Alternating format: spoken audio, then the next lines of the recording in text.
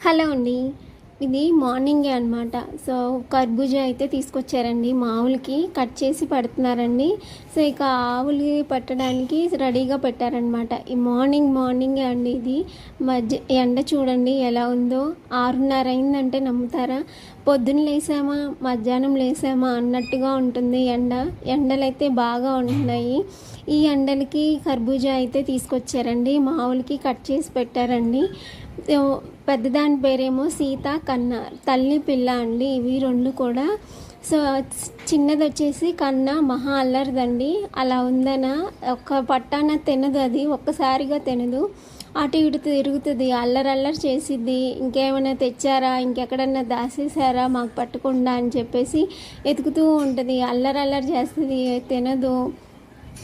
తిన్నట్టుగా ఉంటుంది, తల్లికి పట్టేసిద్ది. అలాగే అల్లరి చేసిద్ది అనమాట కన్నా.